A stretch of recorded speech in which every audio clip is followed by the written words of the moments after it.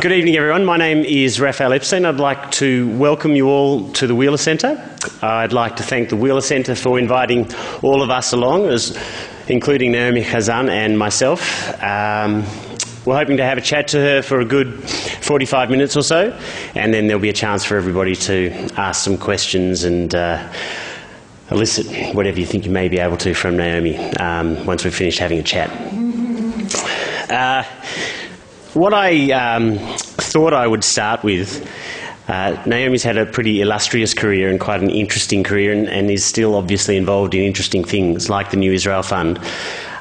But one thing I'm going to start by asking, actually, I was chatting to a very weathered and very busy and tired Member of Parliament from our federal parliament a few months ago, and she was just exhausted and tired, but I was still stunned by her real belief in the idea that it was a good idea to be a Member of Parliament, where it personally strikes me as tremendously exhausting and perhaps takes a lot more than perhaps you get. I just wonder what it was like for you being in the Knesset, being a member of the Knesset, and being in the party that you were in. If you can give people a bit of an idea what it was like and what you learnt doing that. I wasn't expecting that question. It just always amazes me that people go into it. So. Can I tell you how I got into politics Sure. first?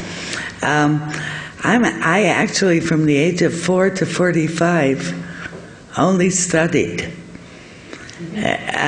Literally, that's all I did. I learned to read and write, and I went to school, and then I went to secondary school, and at the end of that, one has to go to university, so I went to university. I didn't know what to do with my life, so I went to graduate school, and I finished my master's degree, but I wasn't sure what I wanted to do, and I was having fun, so I did a PhD, and I liked that as well, and so after they offered me a lectureship, so I continued studying, and then I got a senior lectureship, and my kids I had babies that didn't sleep at night. At midnight, when they were babies, they woke up and they cried all night. So I would put them on the desk and put a pacifier, I don't know what the word is in Australia, in their mouth, a dummy in their mouth. And I would hold it with one hand, and the other hand I used a pen, and so I would write books. And so I did that, so then I became associate professor. Next thing I knew, I was a full professor, and I was perfectly happy. I was very active in a variety of feminist, peace, human rights organizations on the side. But one day, a woman called me up. Her name is Shulamit Aloni. I don't know if you know Israeli politics. She was the founder of RATZ, which is the peace and civil rights movement in Israel. And she said, Naomi, are you running? And I said, no, I'm sitting. And she said, no, are you running? This is direct translation from the Hebrew. And I said, Shula, don't you understand? I'm sitting. I was head of the Truman Research Institute at the time. I was really having fun, And she called me every single night, and we had the same conversation. And I was so obtuse, I didn't understand what she was talking about. And then I realized, I suppose the terminology here is standing for office, right? Is that correct? And one day she called me up and she said, Naomi, she said, if you do not run for the Knesset, I will go around the country and tell everybody that you're a liar. So I said, a liar? I mean, you can say lots of bad things about me, but I don't lie. And she said, yeah, because you're going around preaching for women to get involved in public life, and you're not doing it, so you've got to. And I did. It's the only decision I made in my life about what to do as a career choice. And you come along and read my mind, and I'm telling you, I'm now 7 years after the Knesset. I served 3 terms, And I'm still not sure it was a correct decision. So I'll answer your question directly now, if I may. Being in the Knesset, being in Israel's parliament, is a 24/7 job, if you take it seriously. I realized after about 2 weeks that I was at a major disadvantage in comparison to my colleagues in the Knesset, because they had all practiced yelling for a long time, and I can't yell very well. And not only that, but as fortune has it, I was seated between the two loudest basses in the Knesset, so it was hopeless. So first of all, I realized that they even they have to stop for breath. And if I catch it at the precise moment, I may be able to say a word that is audible. I also realized that being a member of Knesset means that you have to service the population, not necessarily your voters, because you haven't the foggiest idea who your voters are in Israel in a proportional representation system, but anybody who comes to you. And so I chose for 11 years to be a parliamentarian. And I was deputy speaker for half of that period, over half of that period. And I loved to make laws.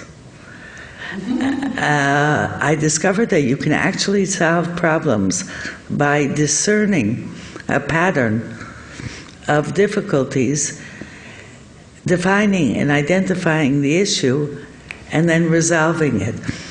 And so during the course of that period, I legislated 43 bills, which is not bad, and dealing with women's rights, gender equality. I introduced consumer legislation into the country. I'm very proud of that. I did a lot on social justice issues. And as a heavy smoker, I pioneered the anti-tobacco legislation in the country as well. And so in many respects, Rafi,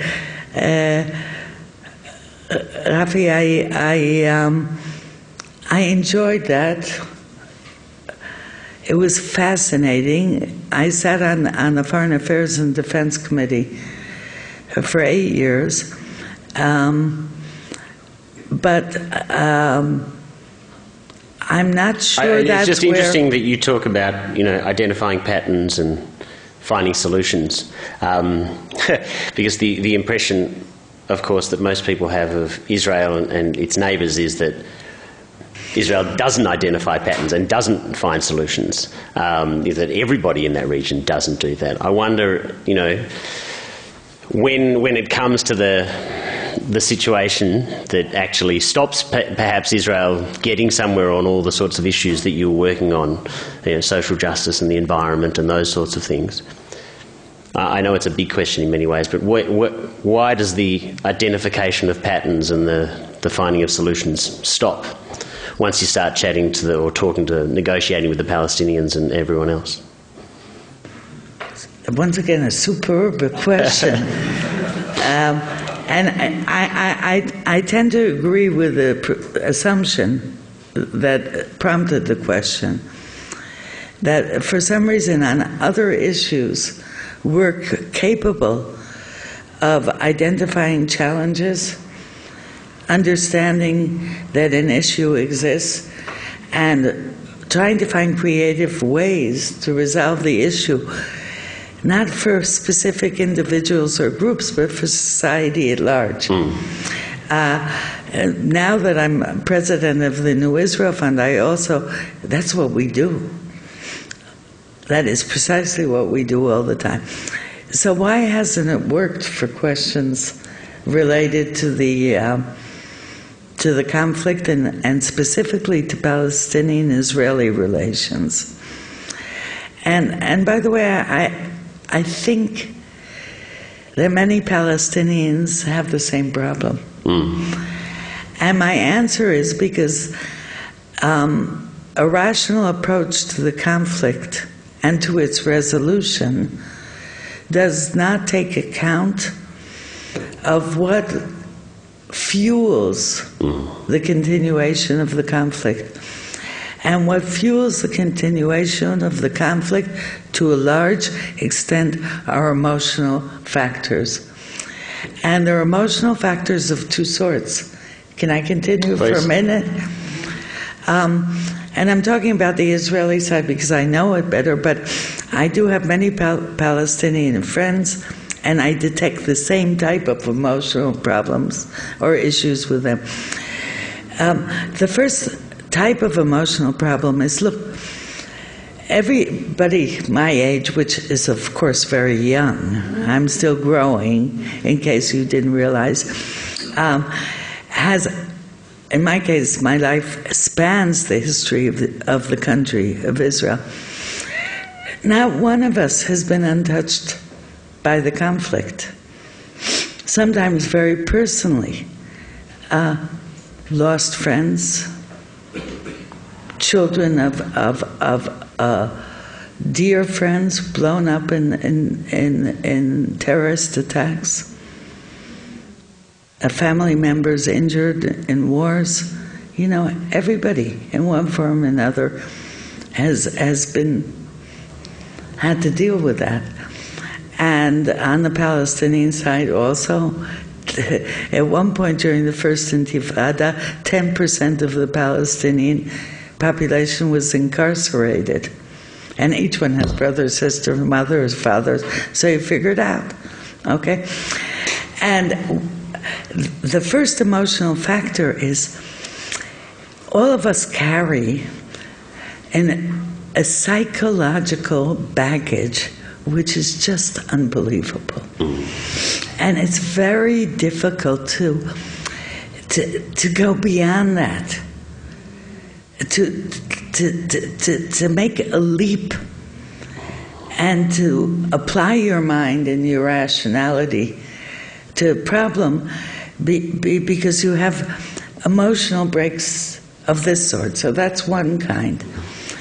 The second type of emotional factor I find much more problematic, and I admit I don't necessarily share it, but everywhere I go, I sense it, both in Israel and among Jewish communities abroad as well.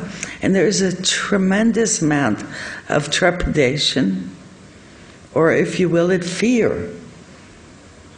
Sometimes not totally rational, great uncertainty. We can't do this because this might happen, etc., etc. But really, fear has become overwhelming. Again, my sense is on both sides. You put it together.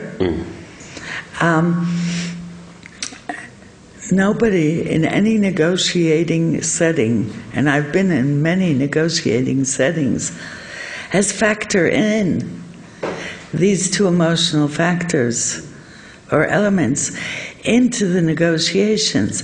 And I think that, in a sense, to move forward, we're going to have to deal with these elusive components of peacemaking, as well as the rational ones.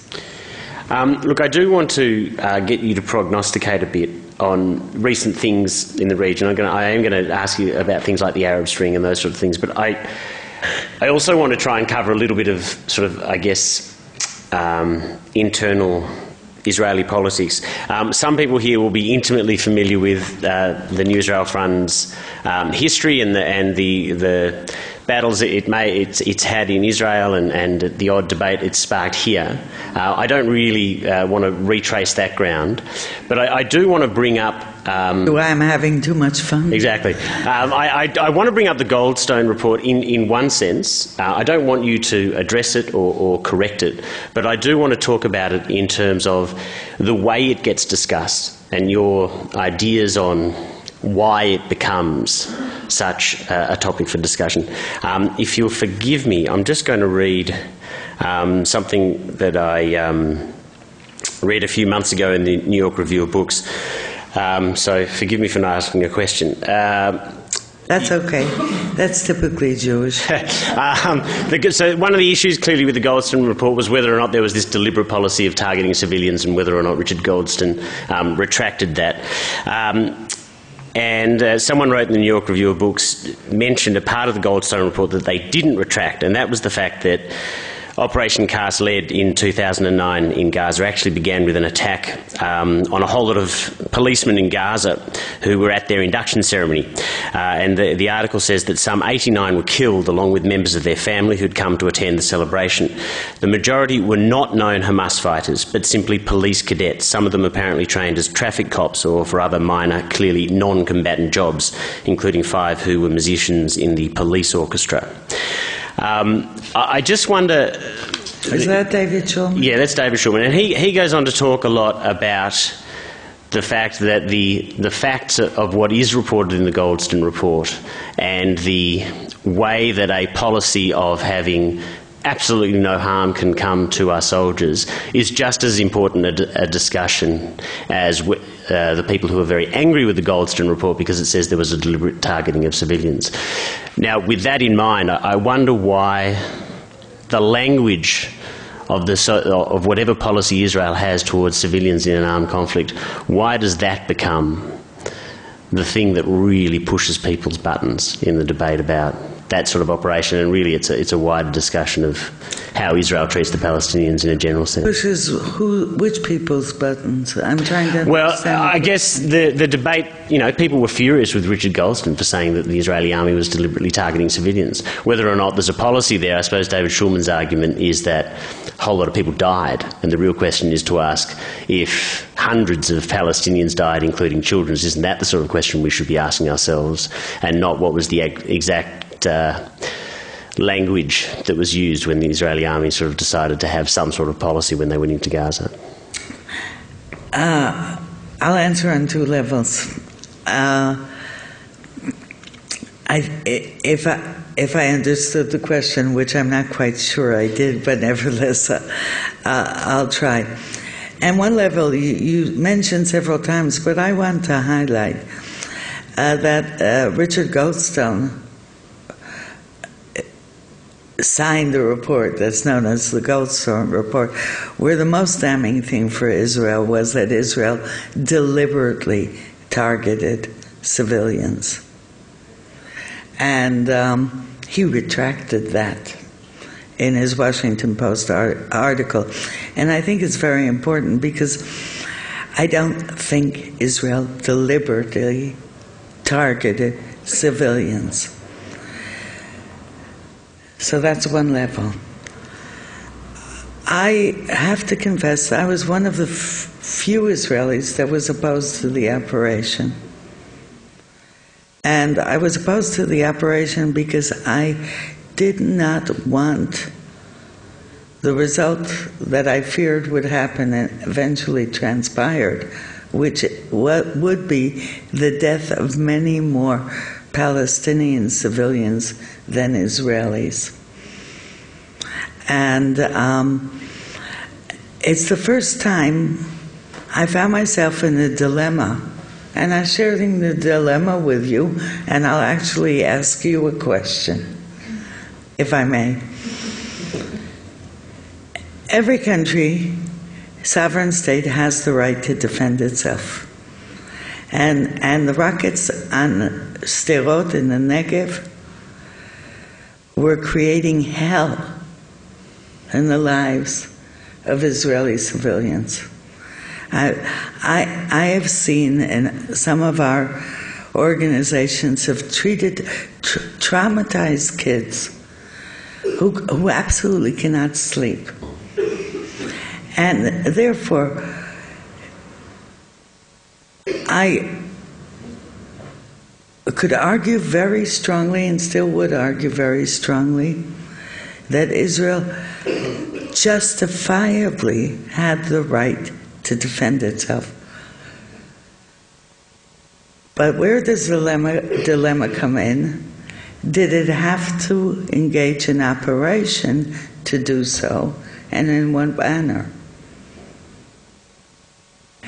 And whether you have the right doesn't mean that you always exercise it.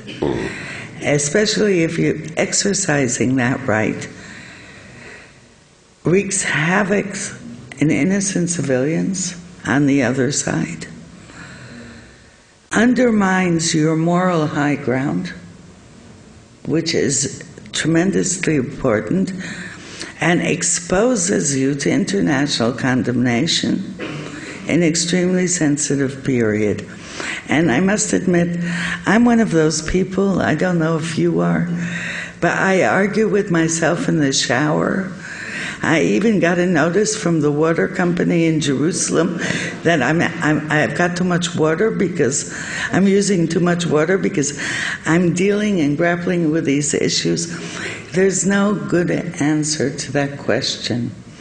I think what responsible people can do and should do is seriously ask these types of questions, the type of question you ask, the type of question David Shulman asked, the type of questions I'm asking, and now I'll pose the question to you.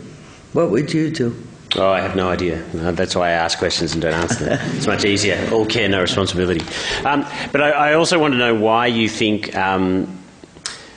so many people in politics and in the media in Israel are keen to link the New Israel Fund with what they see as the worst aspects of that report. What is going on there?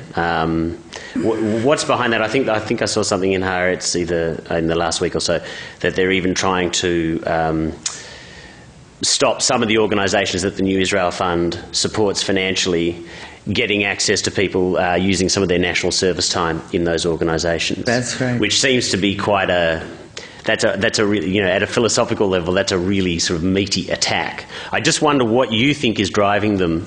What so dismays them about the Goldstone Report, and why do they want to tie By the way, I think it has much to do with the Goldstone Report whatsoever.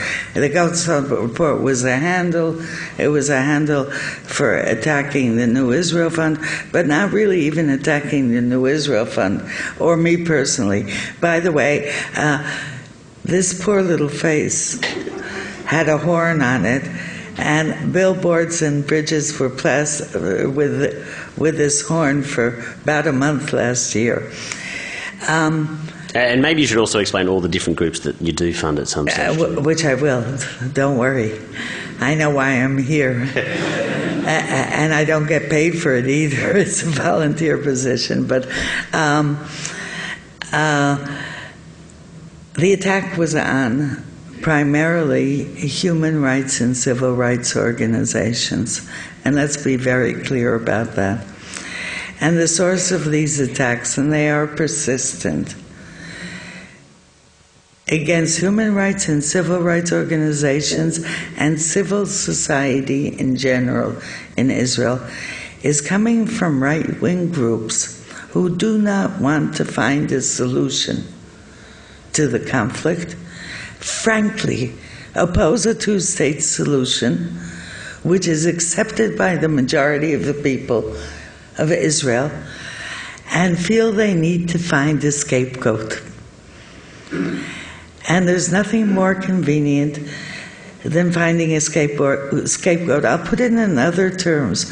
When you're really, really afraid that you're going to have to make a decision, and that it appears that you are under attack, okay? Then you look to blame somebody. And you can't always blame all the world, because eventually it will infiltrate into your own society. And so they have targeted and focused on these organizations. And my answer, by the way, is if there weren't human rights and civil rights organizations in Israel, we would have to invent them. Because every society needs these groups, democratic society, to remind them, to remind ourselves of our values and what we're about, and to put a mirror in front of our face and say, There is no room for hypocrisy when you're dealing with human lives and you're dealing with the essential principles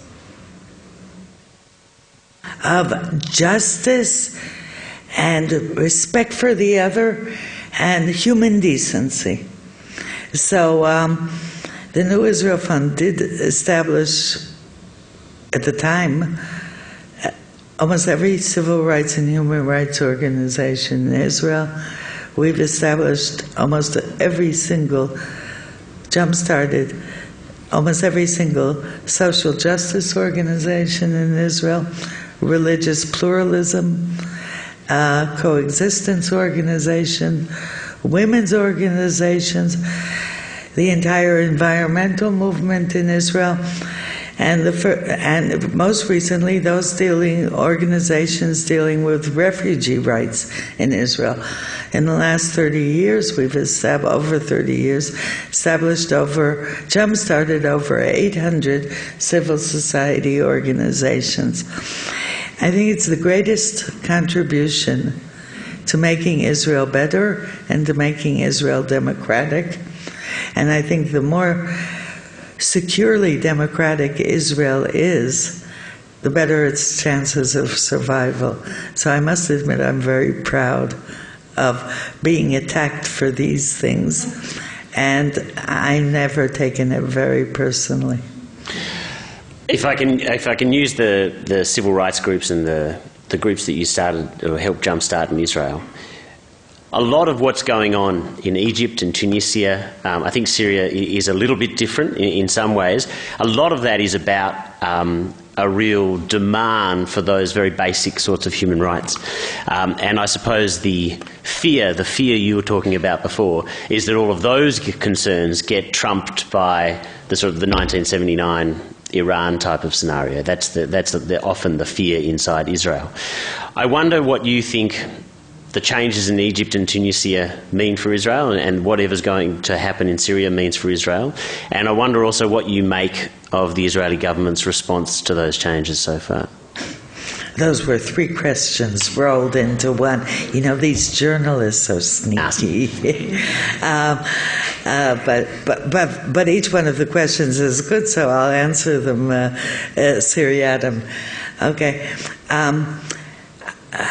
I think that we are living in an extraordinary period in the Middle East, and it is being transformed before our eyes, and the impetus is democratically driven and motivated popular action.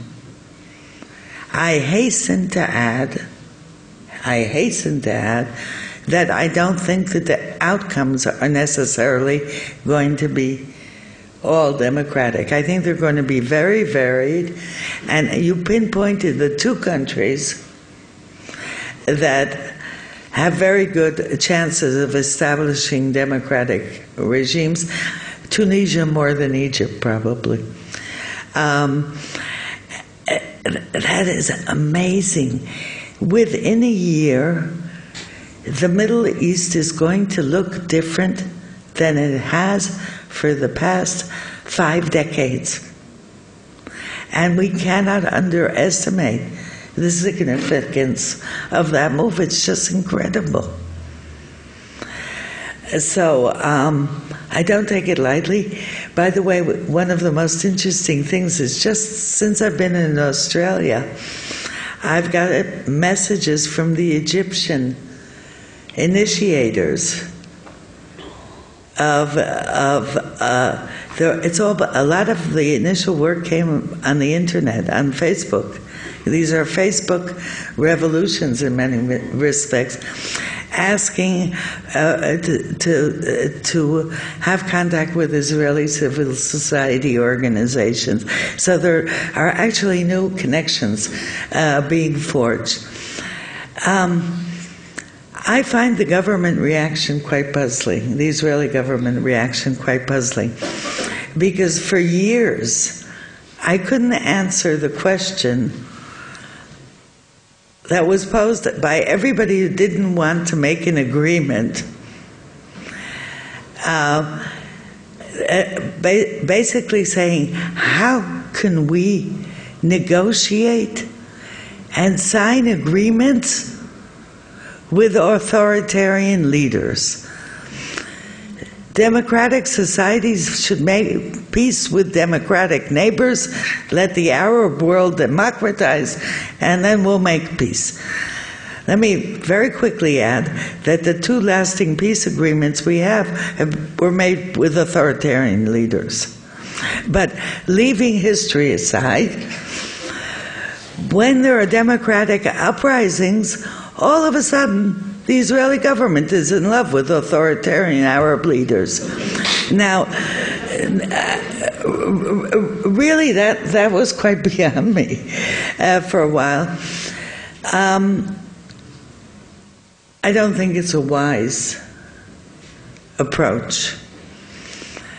I think that the changes that is occurring, the democratic elements of the change that are occurring, is a one-time opportunity for Israel.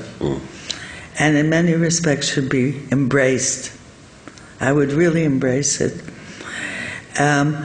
Because we're going to have to fit into this new Middle East when the dust settles, and it'll settle quickly. And there are opportunities now available that haven't been available since 1948. So here I must say that some people see change and immediately identify all the risks that come with change. And some people see change and they identify all the opportunities that come with change. I, by the way, am probably more of the latter sort. And objectively speaking, every change, every period of massive transition contains both threats and opportunities, and we have to know how to manage and navigate and channel and help mold the change so we take the most advantage possible out of what is taking place. The last thing anybody can afford to do, definitely not Israel, in these circumstances, is be passive. Sure. These changes are also, it seems to me, are affecting what's happening within Palestinian society. And much as I hate to admit it, Tony Blair's been banging on for years about the fact that if he would be allowed to help get economic growth going in the West Bank, that would change the way the Israelis and the Palestinians deal with each other. And there does seem to be genuine economic growth in the West Bank. It does seem, and correct me if I'm wrong, that Hamas largely seems to not use a lot of the violent tactics that they used to. There is this reconciliation between Hamas in Gaza and Fatah in the West Bank.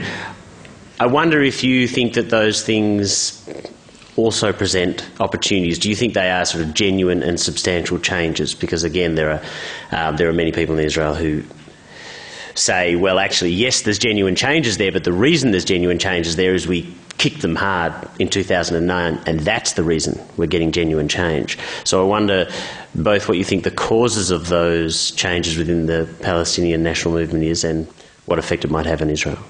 I think you highlighted the causes in your question, but since I have to say something, I'll repeat. The first reason is, and it's very much for the last 2 years, since August 2009, the Fayyad Plan, heavily supported by Europe and by the United States and the international community, which specifically stated, we are going to build state institutions in anticipation of independence, and we are going to develop the economy as best as possible. The growth rates in the West Bank now are near 8%. I don't know what Australia's are, but I'm not sure they reached those levels in the last year or last couple of years, but they're really quite impressive. but much more impressive. And I, by the way, urge every Jew, as well as non-Jew, visiting the region, to go visit Ramallah,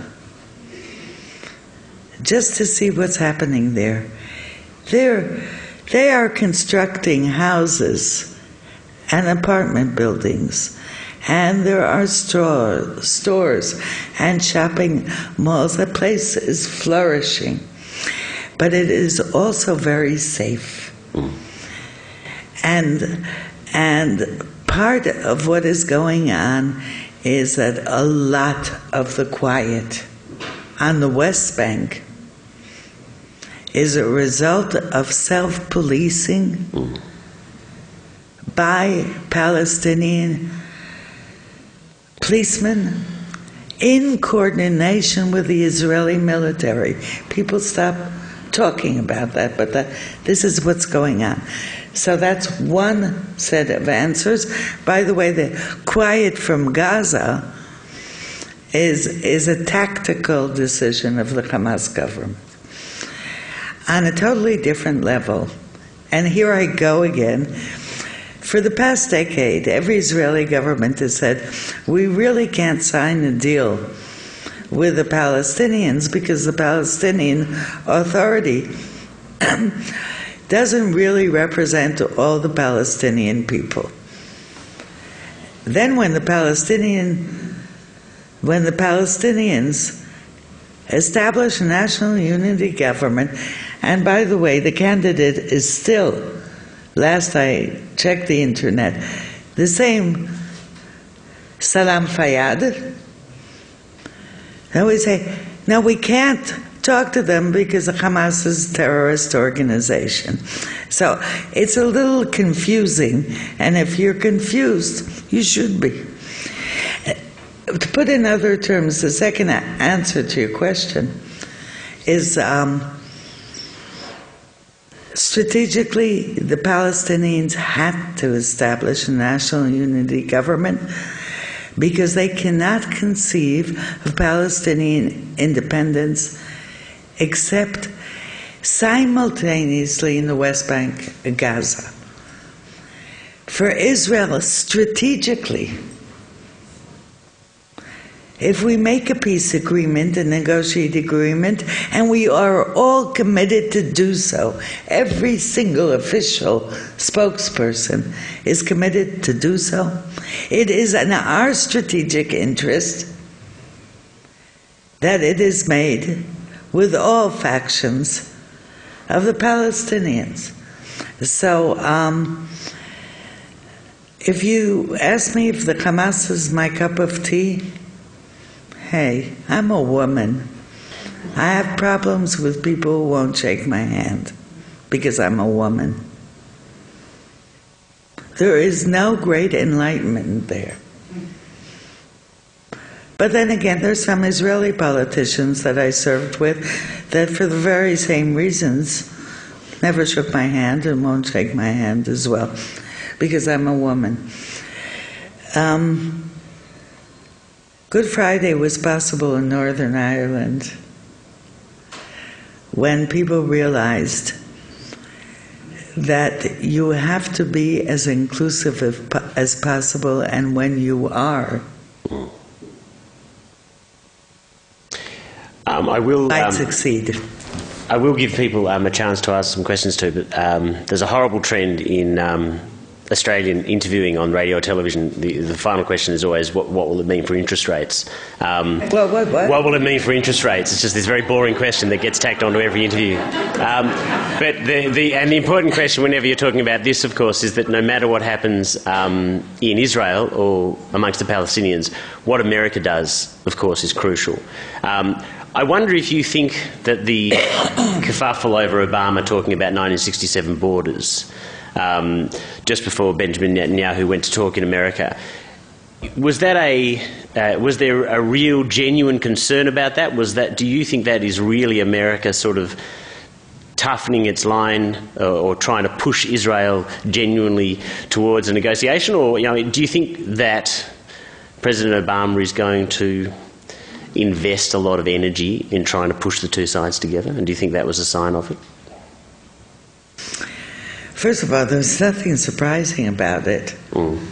Every single draft, every single set of negotiations under Olmert and under Sharon, we haven't had any under Netanyahu. The starting point has always been the 1967 boundaries with adjustment by agreement. I didn't fall off my chair when Obama said it. I understood that there are two camps in Washington. I was in Washington just a couple of days afterwards. Two camps in Washington, and finally Obama enunciated what everybody has been working with, actually for the past 20 years, since Madrid. What I fail to understand is why so much of a fuss was made by Netanyahu, because when you get to the negotiating table, that's going to be your starting point. It's very clear. Okay? By the way, Obama said things that Netanyahu should have applauded, and that is the insistence on recognition of Israel as a Jewish state. So there are lots of things in that speech. It wasn't a very bold speech. But your question was different. Your question was, is the United States going to press? And it gives me an opportunity to say maybe two things that are very important. Every single one of us in Israel and the Palestinian leadership repeatedly have an absolute preference for a negotiated solution. Want a negotiated solution. It's the only one that makes sense, that will be durable over a long period of time, and frankly, a negotiated agreement is important also because it will allow for international guarantees. And people always bristle about that, but just remind ourselves that the Israeli-Egyptian peace treaty and the Israeli-Jordanian peace treaty have all come together with international guarantees and international forces. It's useful sometimes to remember. And I also know with a fair amount of certainty that if negotiations don't begin in the next 3 months, there will be a move in the United Nations to recognize Palestinian statehood, which will make it it will make it more difficult for Israel. It might also jumpstart negotiations. So that, seriously, if you ask me,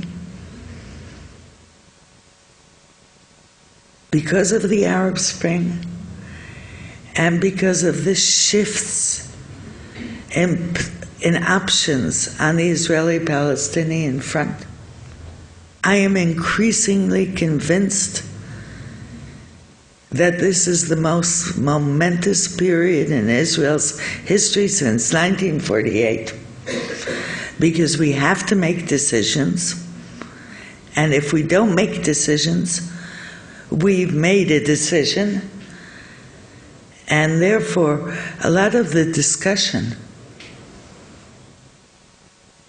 can't remain at the level of rhetoric. Ironically, we're going to have to act in one way or another. I hope we're prudent enough to make the decisions that will secure our future. I'm going to ask one more question. Do you think... You're not yeah, no, to. a quick one. Do you think Netanyahu's enough of a pragmatist to seize those sort of opportunities, or do you think... I've been telling in Australia, so it's no secret that Netanyahu and I have never agreed, but he's the Prime Minister. But we do have a very close connection because his older brother, Yoni, the hero of Entebbe, was my first boyfriend. So, Wow. So in a typical inbred way, they're close connections. I lost a very expensive bet about a year ago because I said, I will not live to see the day that Benjamin Netanyahu talks about a Palestinian state alongside Israel. And you know, if he can surprise me once, he can surprise me twice. I think that there is a real realization in Israel today that a Palestinian state alongside Israel is essential for Israel's security and well-being and survival. And therefore, I hope he surprises me again. Okay, thank you for that.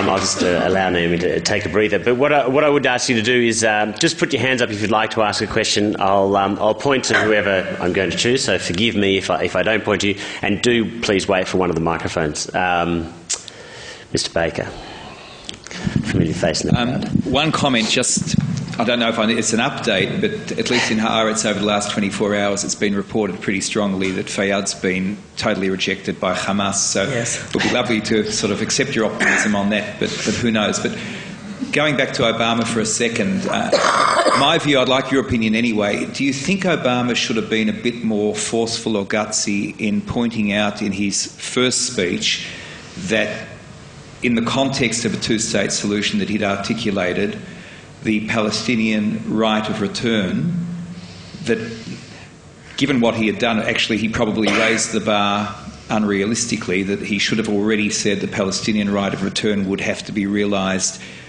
almost totally in the context of such a Palestinian state that would evolve, and would that perhaps have given Israelis, particularly those of the centre-left, a bit more comfort as to where Obama was coming from? I read the same report that the Hamas has rejected Fayyad, and then I landed in Melbourne a few hours ago and haven't been able to connect to the internet, and so I'm having IT problems, which makes me feel very nervous because somebody will immediately say, I've seen a report. But I saw the same report. Hamas has rejected Fayyad, but let's see who's appointed as the Prime Minister. It's not over until it's over. And I end on, were you making the point there that Obama should have made more of a point about compensation for right of return, or just made more of a point about the principle? It's a double question. One is whether you think Obama... There were two questions. But my next question really is, Naomi, what do you think about the whole right of return? That's easier than getting into Obama's mind. Come on. Sorry.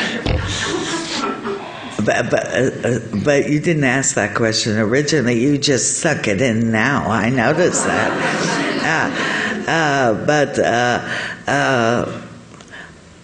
Look, Obama has had the choice of presenting a peace plan to both sides, which includes the U.S. position on all the outstanding permanent settlement issues, borders, Jerusalem, settlements, security arrangements, and the right of return. He's chosen not to do so. And therefore, asking him to speak out on a specific topic is missing the entire point of his speech. And the entire point of his speech was, let's do borders and security first, and leave the question of the refugees in Jerusalem for later. Whether I agree with it or not, that is the U.S. position. My position on the right of return is unequivocal, and I've stated it umpteen times, so I'll restate it again for what it's worth.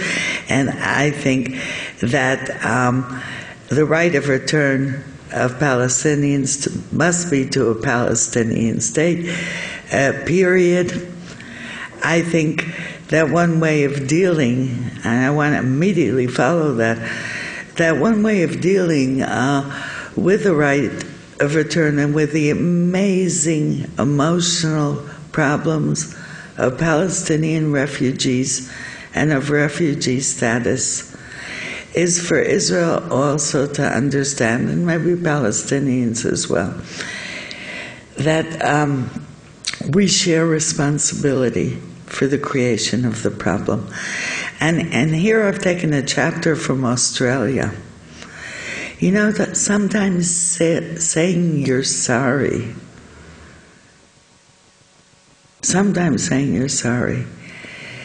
can allow people to accept something that today they're unwilling to accept, and that is that any return will be to a Palestinian state. Okay?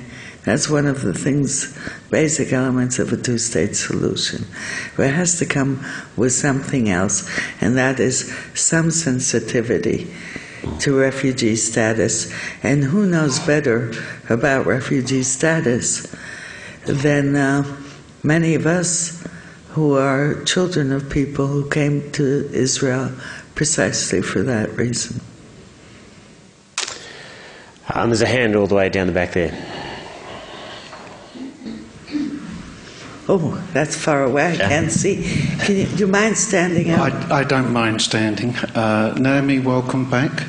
My question is... Thank you. In your mix that you laid out with the Arab Spring and the possibility of peace, where do you see Iran as the spoiler, or out of the question, or... Iran's the other interest rate question. Maybe, but Iran is a very important factor. It's an interesting question, and I'll quote a colleague of mine who... I'm coming from Limud in Sydney, and he was asked the identical question. I'm sorry, I need my sunglasses. He was asked the identical question, and he said, well, he didn't relate to Iran because Iran is not part of the Arab world. It's not an Arab country. But I take your point, so I'll answer it very quickly. These changes are going to affect the standing of Iran in the region, the capacities, the power of Iran, etc. So even in purely geopolitical terms, it's essential for Israel to reconnect in different ways with the countries that are undergoing changes and shifts now, because Iran is potentially a major threat to Israel. And the best buffer are neighbors who retain not only common interests, but common values with Israel. So think of it in those terms as well. Someone had a hand up down the front. I really did. I expected to be much more provocative and controversial. Anyone got a provocative question? Feel free. She wants to be provoked. I don't want to be provoked. It's not really provocative, but I just wanted to know, how likely are the settlers to be left where they are? Yes. Just saying is that, speaking to some of my Israeli friends, a lot of them would like them to stay there rather than come back to Israel.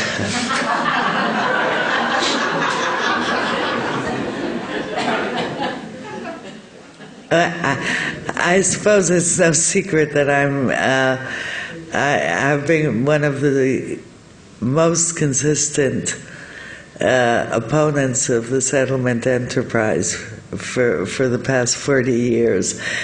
And my feet are killing me from the number of demonstrations, failed, against settlement construction, because I thought they would be a serious obstacle to reaching any agreement.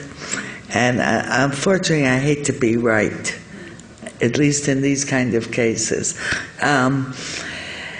So I will answer your question in two ways. I don't know if you noticed that Netanyahu's speech in Congress was not only an exercise for aging politicians in getting up and sitting down all the time, but also contained an element that many of us had not heard before, and that is a suggestion that some settlements remain within a Palestinian state.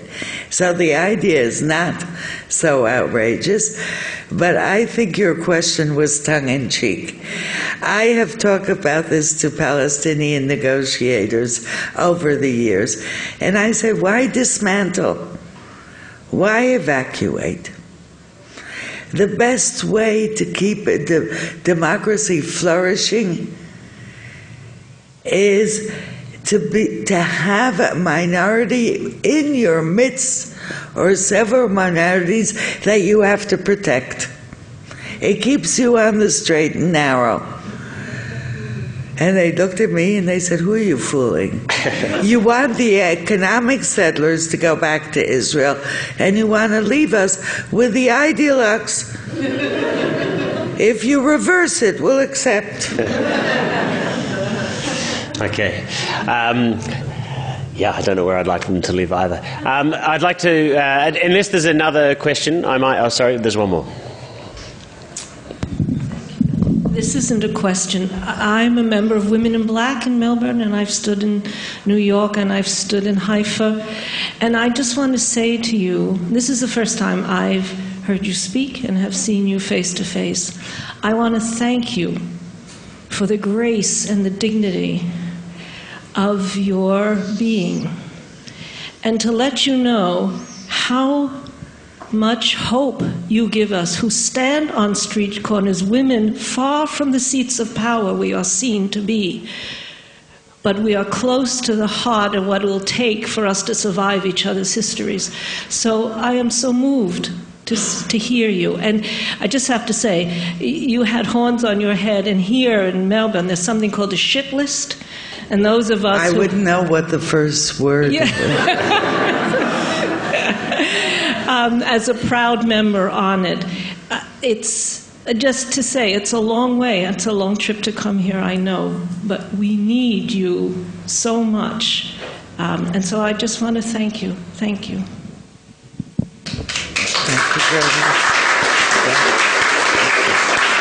Look, I think that's a really nice note to finish on. I'd like to thank Naomi, indeed, for travelling such a long way from Israel to our little part of the world. I'd like to thank you all for coming out on such a cold night. Thank you very much to the Wheeler Centre as well for inviting both of us along, and a reminder that she's here as part of the New Israel Fund, so if that's something that interests you, there's something called Google that will help you find your way. Thank you very much. I hope the night doesn't treat you too roughly.